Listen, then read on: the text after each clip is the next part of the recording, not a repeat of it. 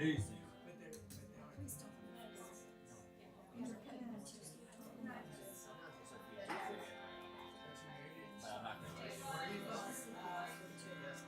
The other ones here, I have tied in. I don't know what it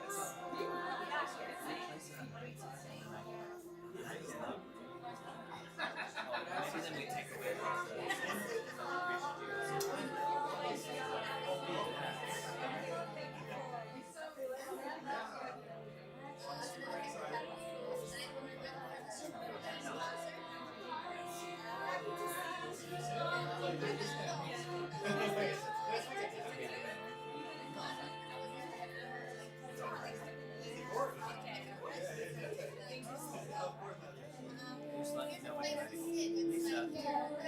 Lisa, basically ready. Just 30 more seconds. I'm gonna get the link out and then Lisa. Hey, Lisa. It looks like.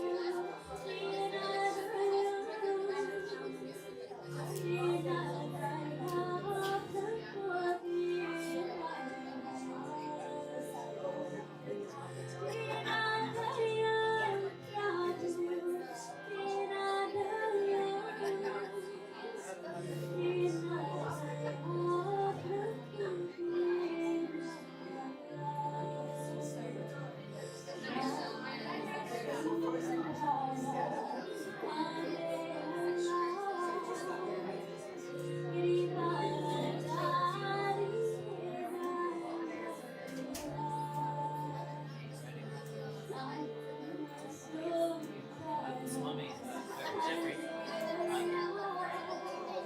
Tim, Swami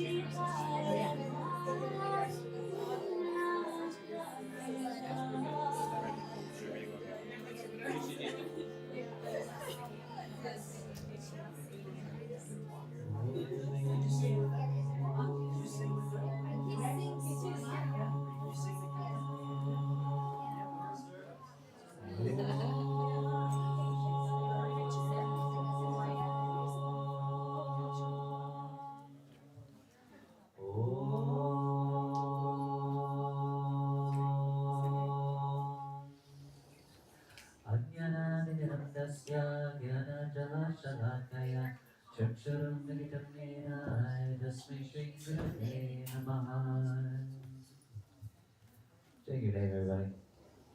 So in Germany, they always tease me because I hold the mic like this, and they're like, "Oh, what are you, a rapper?" But the point is, my voice is not so strong, so it's easier if I'm closer than mine. Did you guys enjoy the Yagna? Yes. Don't all talk at once. Yes. So like we were saying before, is that the Yagna is the oldest prayer that is still happening today. It is thousands and thousands and thousands of years old, and it's very powerful, right? You all felt it. Yes. Yes. Yes.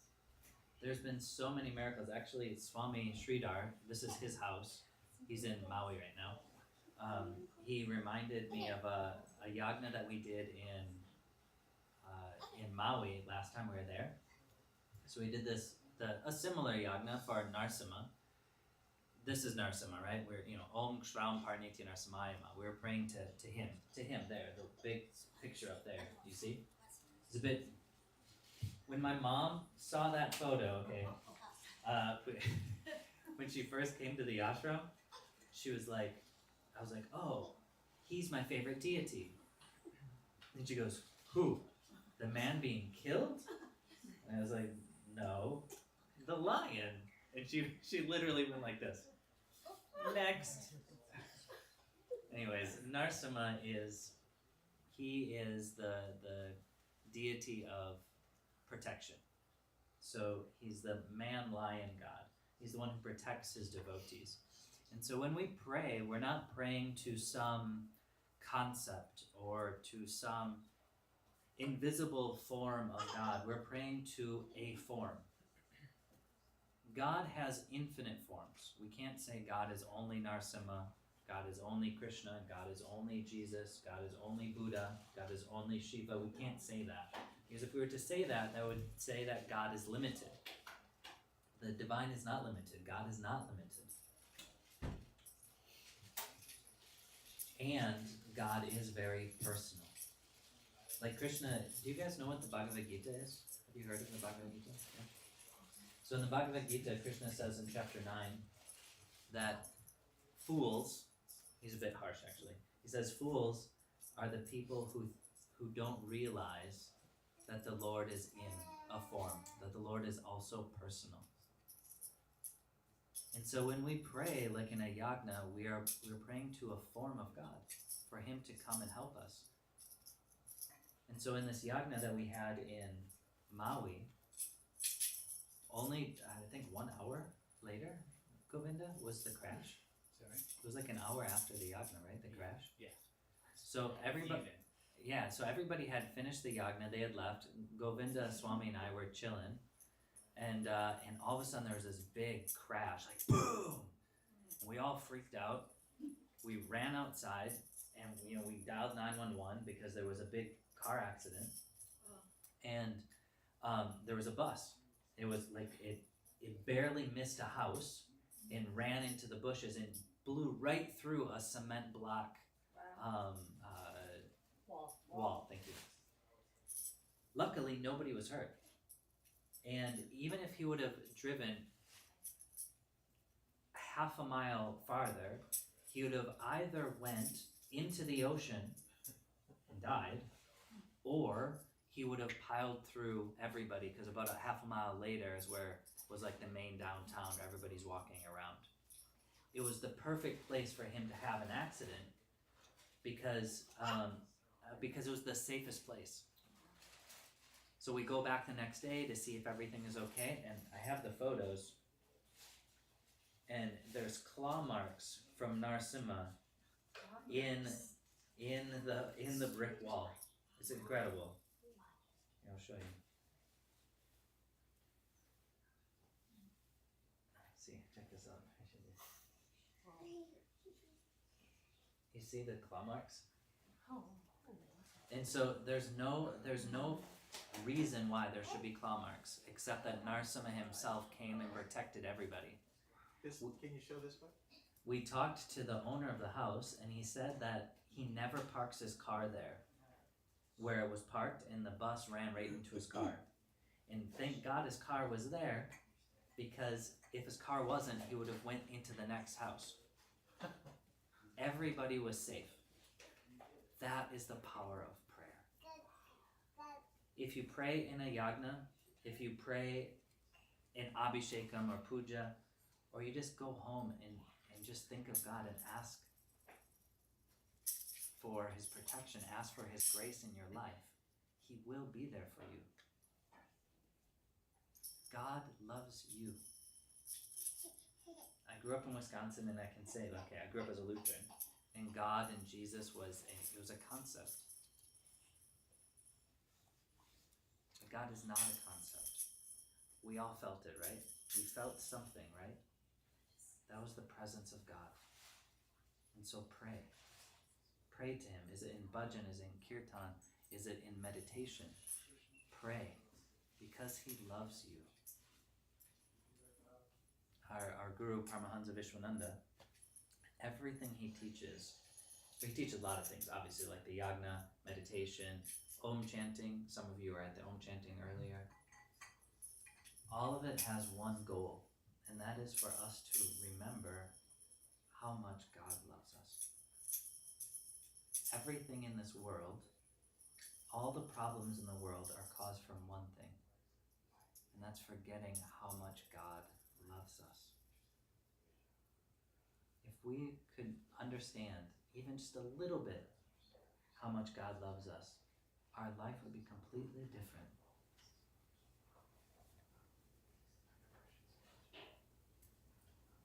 And so Rishi Ji is going to talk now because I'm finished and I'm tired. Okay, goodbye. Thank you, Swami. Everything that Swami Tulsidas said is spot on. I think one of the main problems that we have is that God is such an abstract thing for the mind. We speak about God, but we're not able to touch God. We're not able to feel God, see God, hear God, smell God. So where is God? And if you don't reside in the space of the heart, it's very difficult to experience God in your life. Because God is sort of like if you had a glass of water and you put salt in the water and you mixed it. If I were to show the glass to you and I were to tell you that there's salt in the water, would you believe me? If you respected me and you trusted me, then yes. But somewhere in your mind, you're like, I'm not sure. I'm not sure if there is actually salt in that water. But when is it clear to you that there is salt in that water? When you taste it, right? So I could sit here and I could tell you all day that there is salt in this water. And because you trust me and respect me, you might say, okay. But only when you taste it will you really know for yourself that there is, in fact, salt. That's the same with God. We can speak about God. We can speak about it with the logic of the mind. But at some point, you have to make that effort to experience God yourself in your life. And the yajna is exactly that. It's an opportunity to understand that there is salt in that water. There's an opportunity to experience God firsthand. Because the energy that is created in such a ritual shuns away the negativity of the mind. And it allows you to drop from the mind to the heart for a moment in time. And in that moment, you have that experience. It's not that we just did some bonfire. It's not like we woke up, we went to the woods and just did a bonfire. This ritual has been practiced for thousands and thousands of years. And it's done in a specific way. And the chanting is done in a specific way for all of us to experience the divine in that particular moment. And so in that way, what we thought would be nice is that we're going to speak and we're going to tell you that there's salt in the water. But at some moment, you're also going to have to experience that. So we're also going to sing some kirtan, which is just back and forth repetition of the divine names.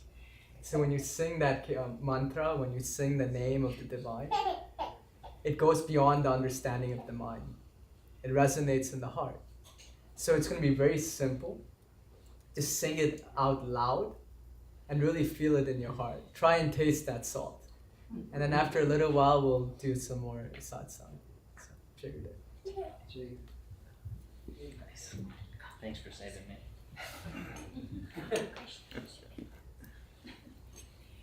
Deva, do you want to play? You want to sit here and play this? I'll play when we're done. So before we start singing, repeat after me. Radhe. Radhe. Radhe. Radhe. Radhe. Govinda. Govinda. Jai Shri Radhe. Jai Shri Radhe. Gopala. Gopala. Sham. Sham. Okay, you can all sing along. You know the words.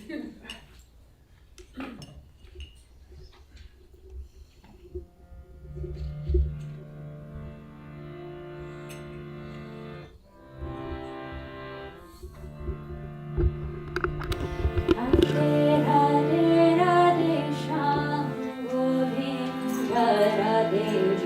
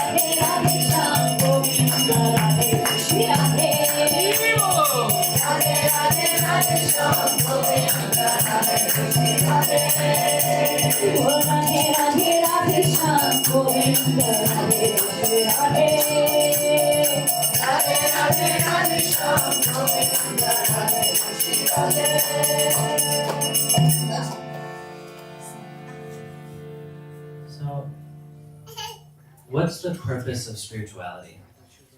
Or any religion, any path? Find the way to get to God. Find the way to get to God. What else?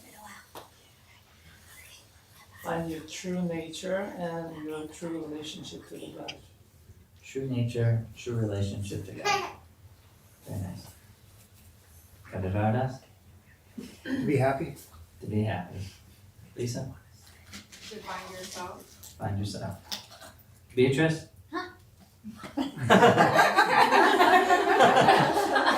What's the purpose of spirituality?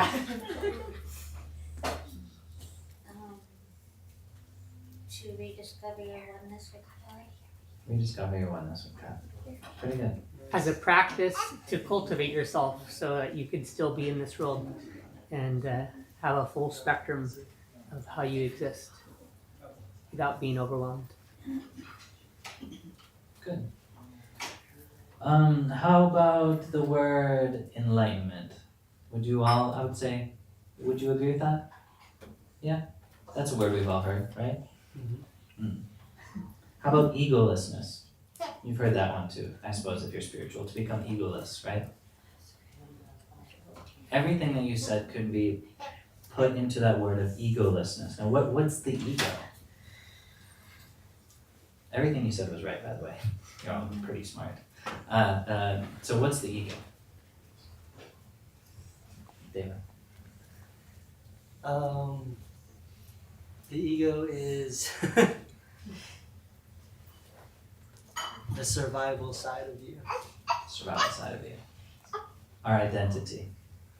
It's our mind. It's our pride. And it's because of this ego that we suffer.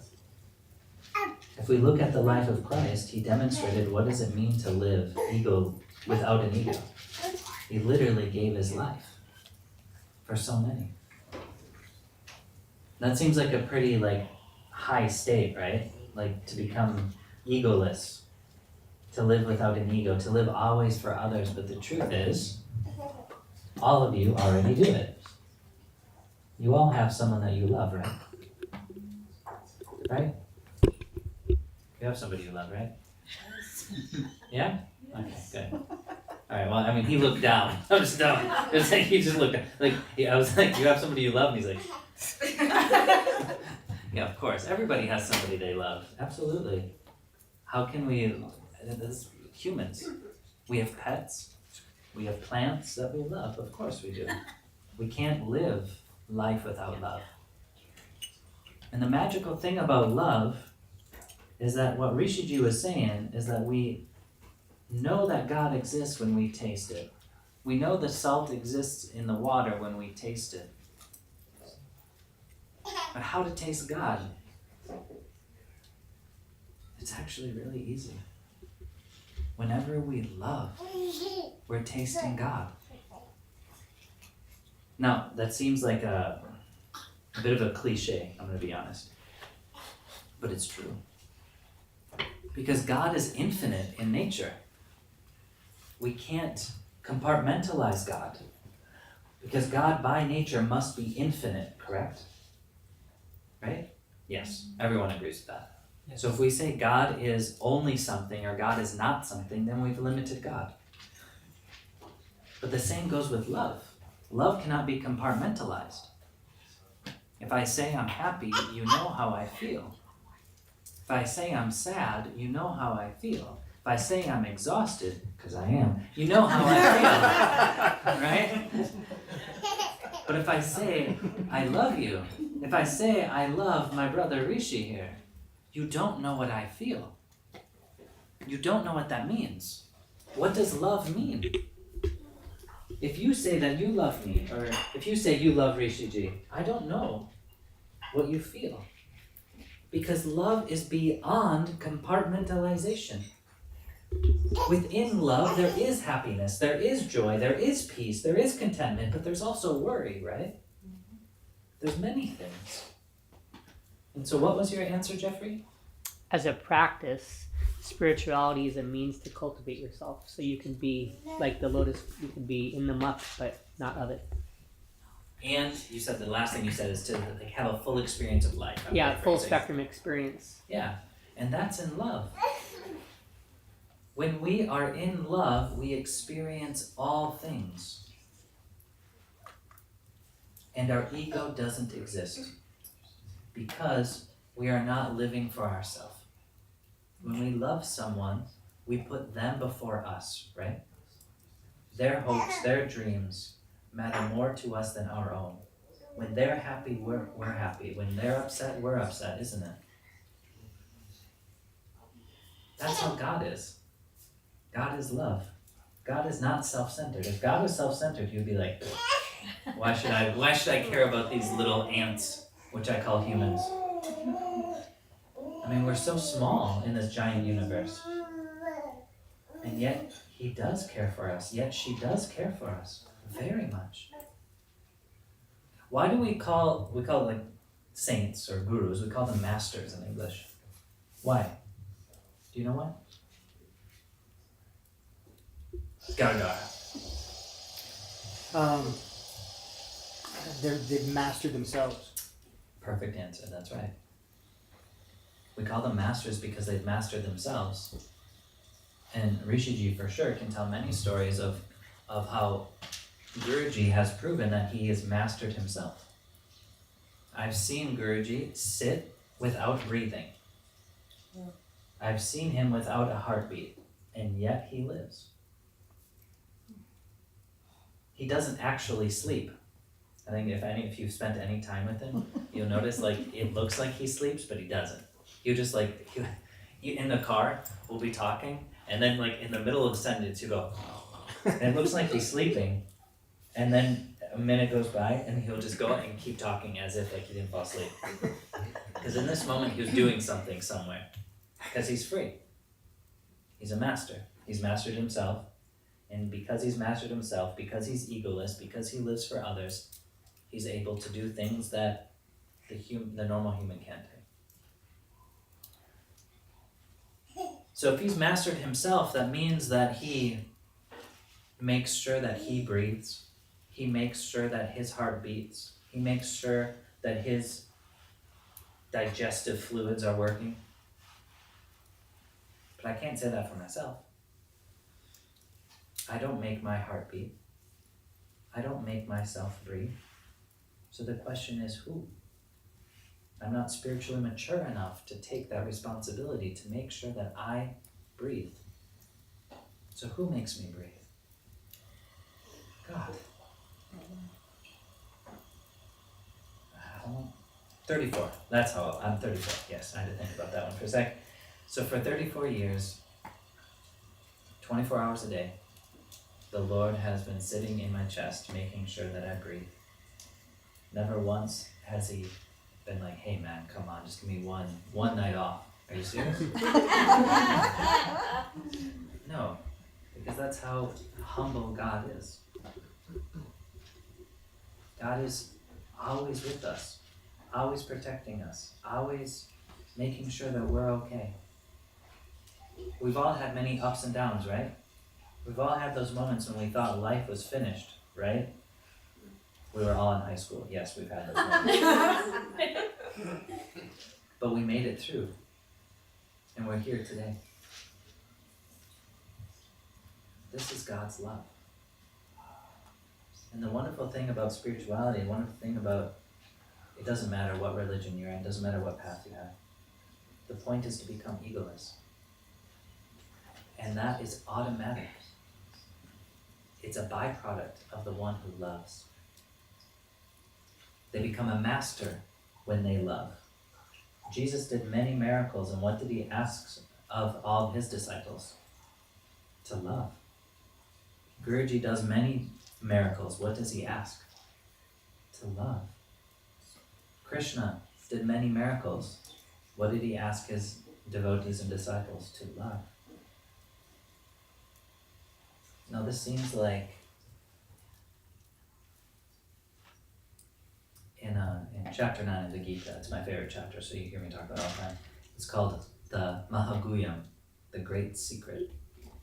The great secret of life, it's a bit ironic. It's in our face every day. Every single one of us have heard 1,000 times that love is the most important thing of life, isn't it? But how many people truly live it? That's the amazing part. It's the king secret, the Raja Guyam, the great secret, Mahaguyam. What does it mean? What does it mean to love life completely, to be free, to be enlightened? Hi. Hello. Welcome. Thank you. I'm Benjamin. Hi, Benjamin. Hey. Descent of Tutankhamun. Thanks. You know, like this is going back to what Rishi was saying, to taste God. It's very easy. To become enlightened is actually really, no, I would say it's simple, it's not easy. It's very simple. Just love.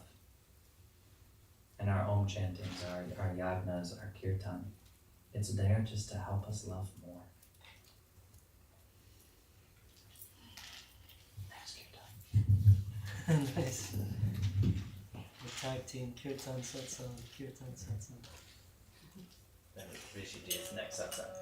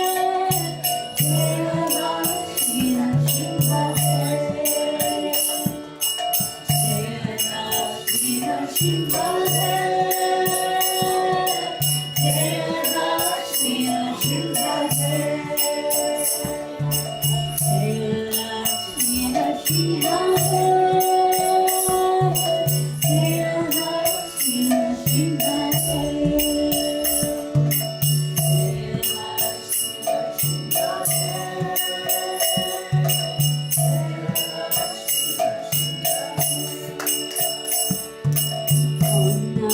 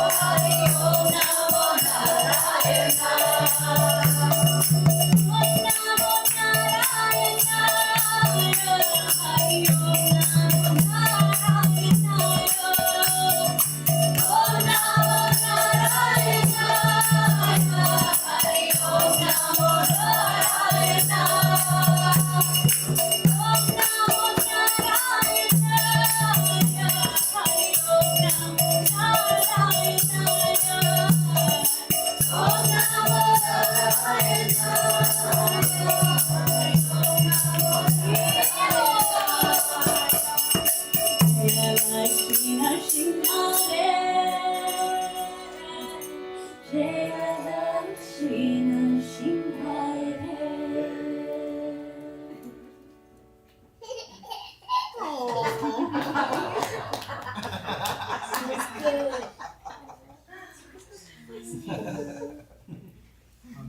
you are starting to taste the salt?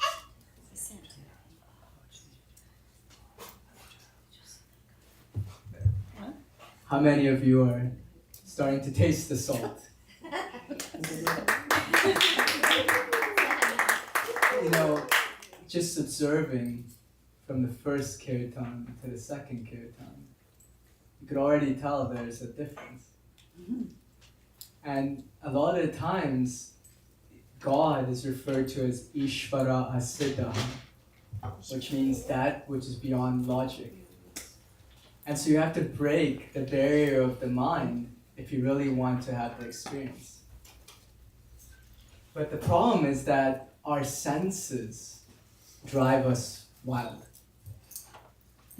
And as long as the senses are active and engaged in the world, it's very difficult to really experience the divine. And let's look at ourselves. When somebody walks in, our senses are directed towards that. It's directed towards the world. When you're singing, I can feel that sometimes you're thinking about what's going to be there when you go home, right? Or what's going to happen with your duties tomorrow. And that's fine. But when you have these types of opportunities, bring yourself to the moment. Because that's the only way you're going to experience the divine. But you have to be present in the moment. All of your problems, all of those things are going to be waiting for you. Don't worry. When you walk out this door, they're all going to be there. But in this moment, try and have that experience. Because when you have that, you can take it with you. You can take that light and it will help you to deal with the things that you have to in the world. So with that, bring that focus here. There's a beautiful verse in the Bhagavad Gita, chapter 2, verse 11. Krishna says, "There was never a time when I did not exist, nor you, nor any of these kings. Nor will there be any time in the future when all of us shall cease to be." So Krishna is saying here that we are eternal.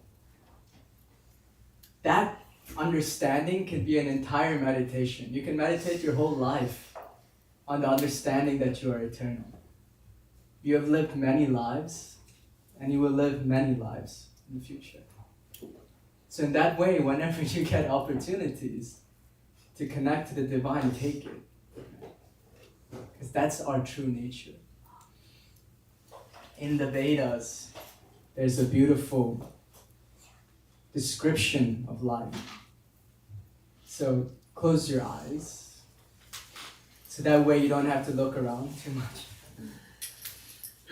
And imagine it's a dark, rainy night. And there's 5 horses attached to a carriage. And the horses are running free. They have no sense of direction. They don't know where they are going. Anything they are attracted by, they run towards. The horses have reins attached to them. But the driver holding the reins is unsure where to direct the horses. The driver keeps looking behind him, looking at the passenger sitting in the chariot, asking, "Where should I go? What should I do?" But the passenger has fallen asleep. The passenger does not answer. The driver is frantically looking for direction. And without the direction, he lets go of the reins. And the horses start to run free. The moment the passenger is awakened, he starts to direct the driver as to where to go.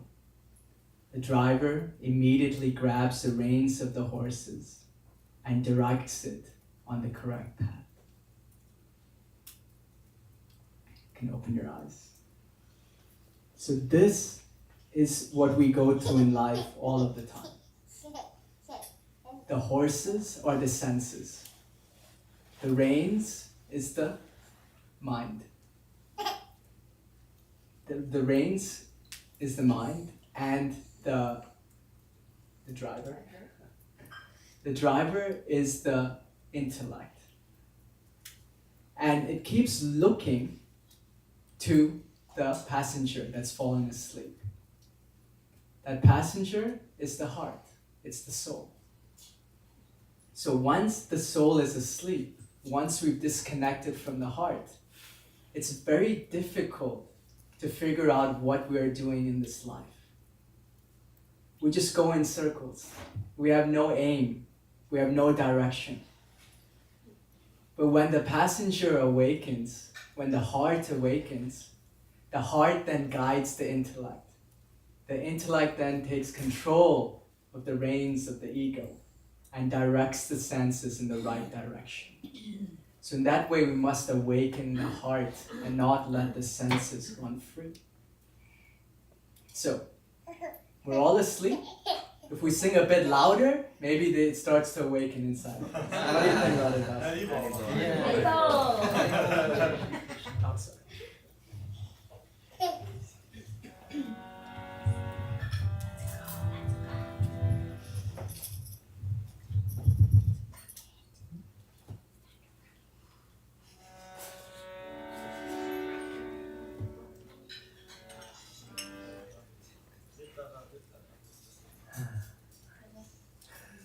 We saved that for the last time. Okay.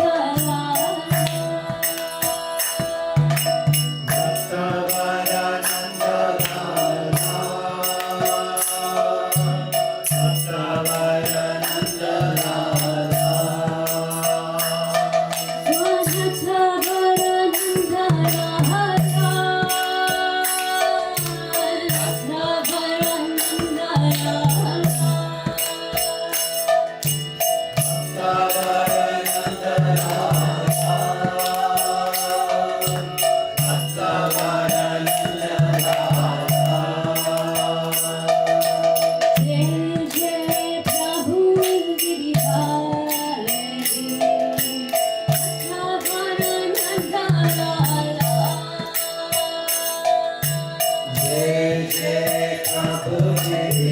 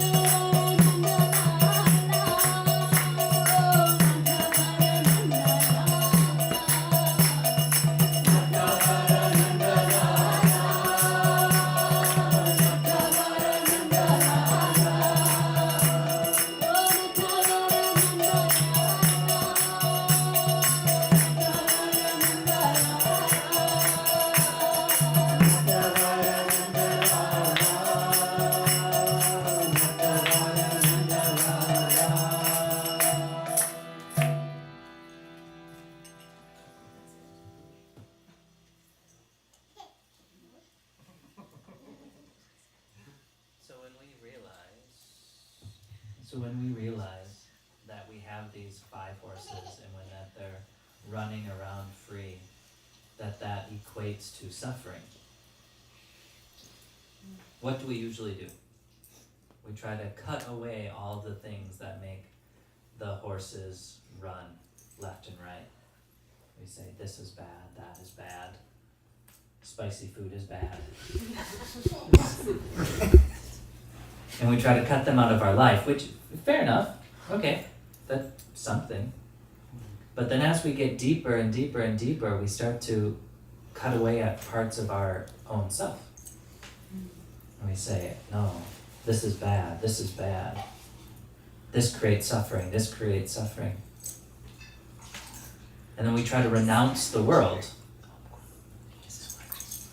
Well, Tulsidasananda, Aksharananda, Rishi, myself, we're technically renunciant. Swamini is technically a renunciate.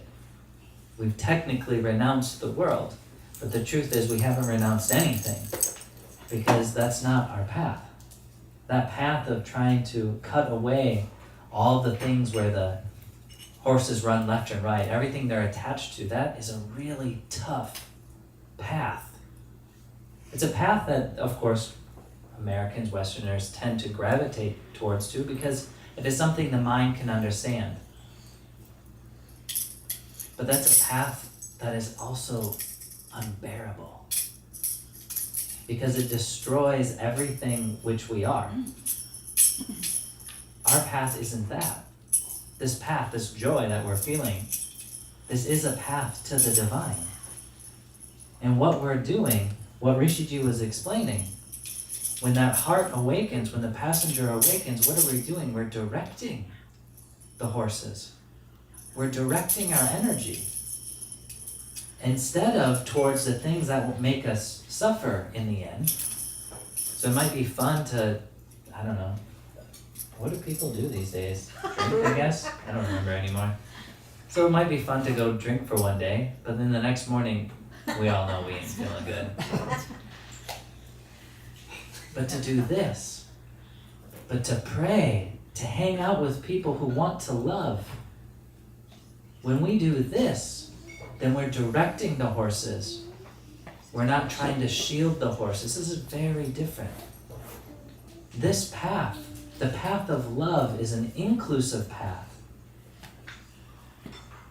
Instead of cutting away of the things that make us suffer, we start doing things which make us joyful.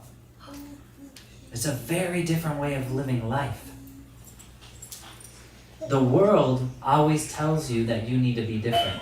You need to stop things that make you who you are. That's the world. But spirituality, love, says, somebody ordered food. Speaking of horses running left and right, okay, all right then. I love food. I love Prashad. You want to know what though? Actually, this is a really good point, Jeffrey. See, in our path of love, it's an inclusive path. And so, for food, for example, so in the other path, we'd say, no, this is bad.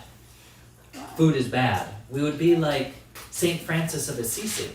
He would take ash and put it on any food he ate because it would make it disgusting. But this is not our path. We don't put ash on our food to make it disgusting. What we do is we offer our food to the ones we love, to God. And we say, Lord, you have made this world, so I'm going to give this world back to you. That's an inclusive path. And this path is 1,000 times easier than the other path.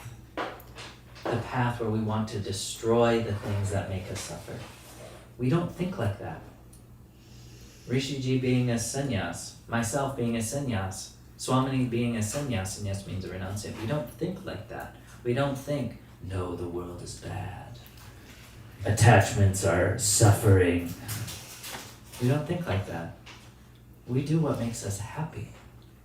And what makes people genuinely happy. Now, I have to understand, happiness and pleasure are not the same thing. Often in English, we'll say like, oh, this food makes me happy. Ice cream makes me happy. But that's not true. That's actually incorrect. Even from a English perspective. That creates pleasure. Pleasure is something which arises from external stimuli. Happiness, by definition, is an internal experience which has nothing to do with the outside. And so we do what makes us happy. What makes us happy? Love. That's what makes every human happy, is love. To love yourself, to love God, to love the people around you. This is what makes you happy. And so with that, we're going to sing a little bit more because that makes us happy.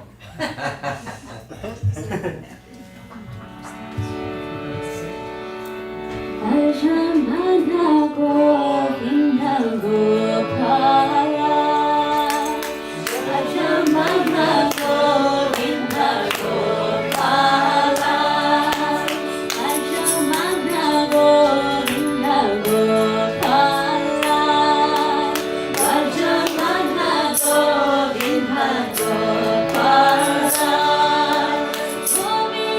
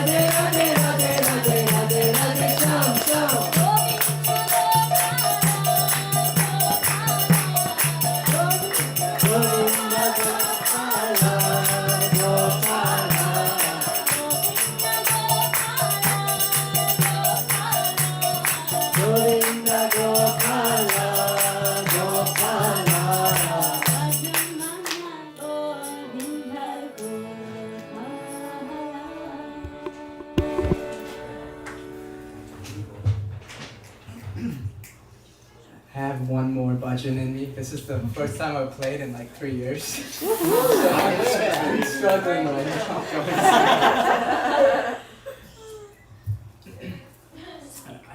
I don't know what else really to say. I think Swami Tulsidas really summarized this idea of pleasure and happiness. You know, for me, I was an investment banker, I was in finance, and I had all of the things of the material world. And I thought that's what made me happy. But something happened in my life when I realized that true happiness is not in the world, but it's in that connection with the divine. What do you think was that catalyst that made me realize that? What do you think? Getting everything you wanted. Your guru. My guru. So he was the one that helped me to realize that there is a happiness beyond what we can gain in this material world. You know, many people come to me and teach them meditation, and when they're doing the meditations, they say, you know, I can't stop drinking, I can't stop smoking. Is it okay if I still continue to do the meditation? Close your ears. I said, yeah, it's okay. It's fine, but promise me that you will meditate for 10 minutes every day. Do all of the things that you want, but 10 minutes every day, promise me you'll meditate. And after 40 days, they come to me and they say, you know, we don't want to drink anymore. We don't want to smoke anymore. So as Swami Tulsidas was saying, it's not about denying something, but it's about experiencing something greater. And when you've experienced something greater, why do you want to go to something that's not as nice? If you've driven a Lamborghini, you don't necessarily want to go back to a Pinto, Fiat, right? It's the same. When you've tasted that spiritual bliss, the things of the world just shed away, they fall away. It's not even something that you have to work for or make an effort at. That's the beauty of bhakti. And actually that's the beauty of having a guru in our lives, because the guru has tasted that salt. He is the salt, he is the water, he's the entire cup. And he has the ability to have us taste and experience something that sheds away all of the other pleasures of the world. When I came back after spending many, many years in the ashram, I had reconnected with a few of my friends. And, you know, I went there and all the time they were saying, when are you coming back from the ashram? When are you coming back to meet us? We miss you, come back. And finally, after 8 years, I come back and we connect and we have a nice conversation. And they say, and I tell them that I'm only here for a few weeks and then I go. I travel to somewhere else in the world. And they said, okay, we'd love to see you again before you go. I said, okay, what do you want to do? They said, oh, let's go to a baseball game. I said, okay, I'll go to a baseball game. That's fine. So the day of the game, they call me. I said, you know, before the game, we're going to go to the casino. We're going to gamble, have some drinks, then go to the game. So we'll pick you up. I said, I'm not going to the casino. And they said, oh, is it because you're a monk? Is it because you've taken renunciation, sannyasi, and you have to follow rules? I said, no, I just don't want to go to a casino. I could if I wanted to, but I don't want to. And I said, you have a choice. You can either go to the baseball game with me, and we can connect, or if you go to the casino, we don't see each other. And so they said, okay, well, you know, I think we're going to go to the casino. Maybe we'll meet, maybe we can connect another time. Wow. I said, okay. But this is a reminder that when you start to walk the spiritual path, the happiness that we perceive is not the same happiness derived from the world. And the world will think we're crazy, and we think the world is crazy. But do you know what the definition of crazy is? It's when you constantly do the same thing over and over again, expecting a different result. And in the world, we're constantly seeking the things of the world, and we think this will give us eternal happiness. But they never do. That new haircut is not going to give you eternal happiness. That pizza isn't going to give you eternal happiness. But in our minds, we continuously acquire things of the world to make us think we're happy. But the beauty of the bhakti path is that we embrace the world, but we know that the happiness does not lie in there. It lies in where it comes from. I'm happy to eat a pizza. I think Swami Tulsidas is too. But we understand that pizza is only coming from the divine. And also tomorrow, if you put us on the street, and give us no pizza, we'll just be as happy. God can make you a millionaire one day and He can put you on the street the other. The beauty of the bhakti path is to embrace both. If you can do that, then you're truly free. Because you understand that everything is only the divine. Everything comes from the divine, everything goes back to the divine. So we'll sing this last song. It's my favorite song. First, so you have to be able to pronounce it, so we can all sing it together, okay? The first word is Vittala. You say Vittala. Vittala means the divine, God. Vittala. And the other word is Maza. You say Maza. Vittala.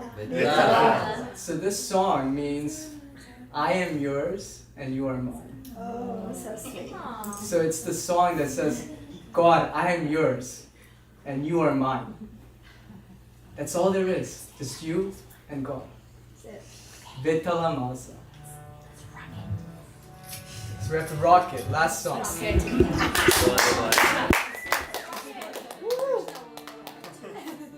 That means everyone sing.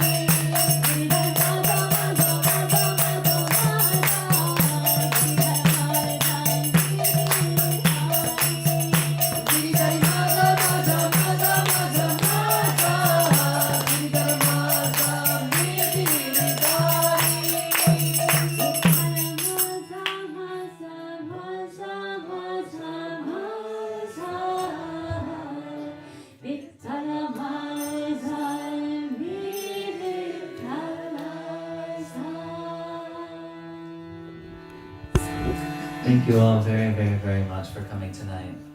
It's when we're all together, praying together, then we can all be genuinely happy. So thank you very, very, very much. If you enjoyed the yajna tonight, if you enjoyed the kirtan, if you enjoyed anything Rishi ji or myself said, then please know everything came from Paramahamsa Vishwananda. And if you want this happiness to keep going, because I'm going to be honest, like day after day after day, I'm happier and happier and happier. And I never believed that was possible. But happiness, divine happiness, the happiness that Rishi ji was talking about, that it's beyond this world, is never ending. And if you want this happiness to never end for you, do two things. One, go meet him. Luckily, he does a lot of things over Zoom. Like he does online darshan. Aksharananda will give you a little... We got cool QR codes that pops you right over there to check it out.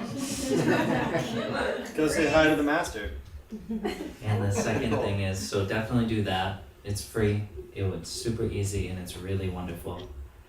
And you'll be able to meet him directly. It's really amazing. And the second thing is to take a few minutes every day and chant Om Namo Narayanaya. So we're going to finish with a small meditation. So close your eyes. Take your right hand and place it in the middle of your chest on your heart chakra. And your left hand on your right hand. Close your eyes. And feel in your chest the vibration of us chanting together. Om Namo Narayana. Om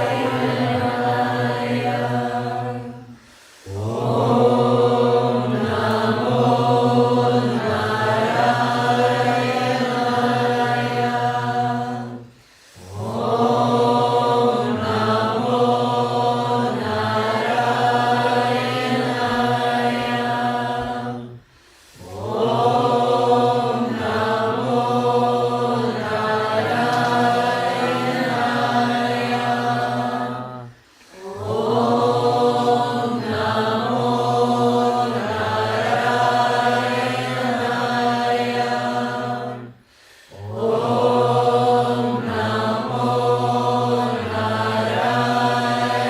Namo Narayana. Om Namo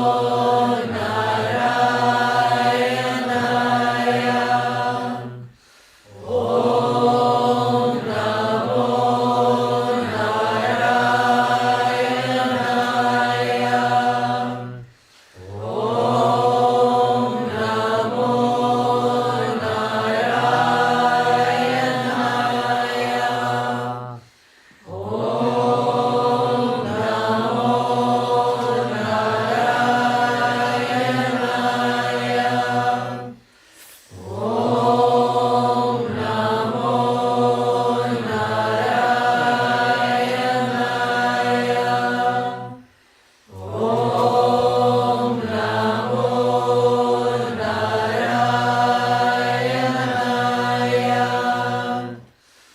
Om Namo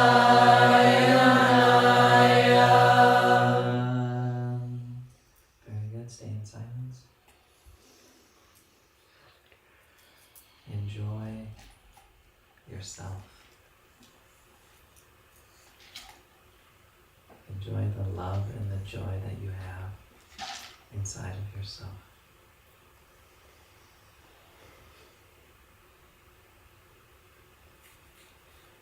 Take a deep breath.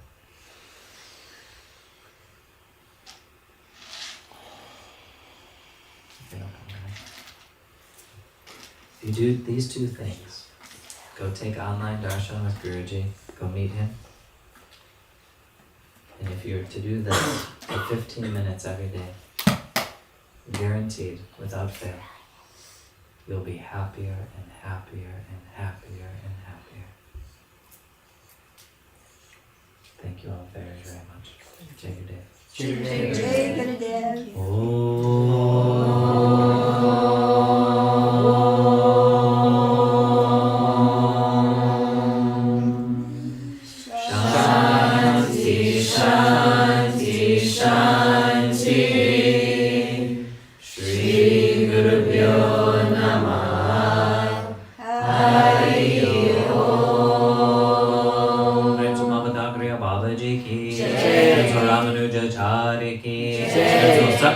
Sri Swami Vishwananda Mahaprabhu ki Jai. So Vaishnava Sangha ki That last Vaishnava Sangha means the family of the people who love. So thank you all very much. That's all of you, by the way. Thank you all very, very, very much. Thank you, Rishi. Hello, everybody. Hi, Benjamin. Hello. Hello. So I wanted to step up because that all happened so that I could be here and say something. So I would love to teach you guys a chant if you're open to that right now while we're all still in chant mode. Are you open to that?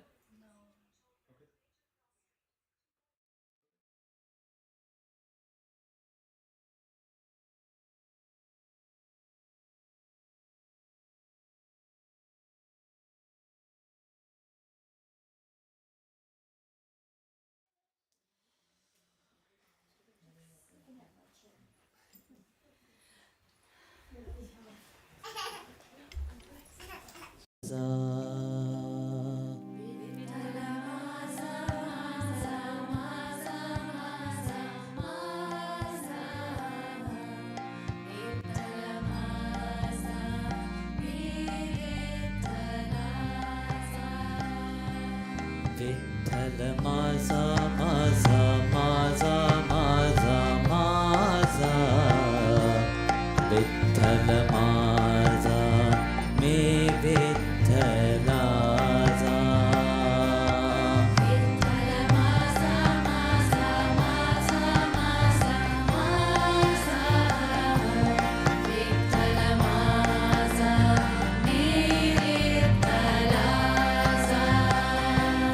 Giridhar Maza Maza Maza Maza Maza Giridhar Maza Me Giridhari Giridhar Maza Maza Maza Maza Maza Giridhar Maza Me Giridhari Giridhar Mata Mata Mata Mata Mata Giridhar Mata Me Giridhari Giridhar Mata Mata Mata Mata Mata Giridhar Mata Me Giridhari Vithala Maza Maza Maza Maza Maza Vithala Maza Me Vitthalaza Vithala Maza Maza Maza Maza Maza Vithala Maza Me Vitthalaza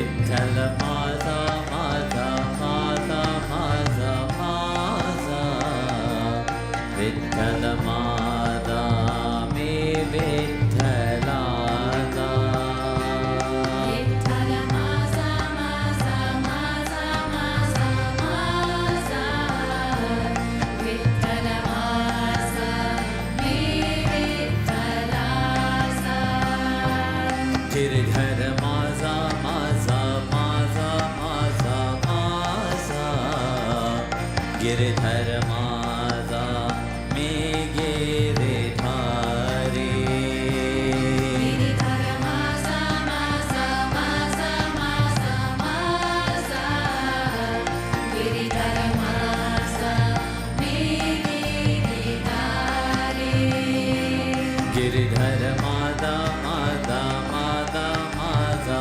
Mata Giridhar Mata Me Giridhari Giridhar Maza Maza Maza Maza Maza Giridhar Maza Me Giridhari Vithala Maza Maza Maza Maza Maza Vithala Maza Me Vitthalaza Vithala Maza Maza Maza Maza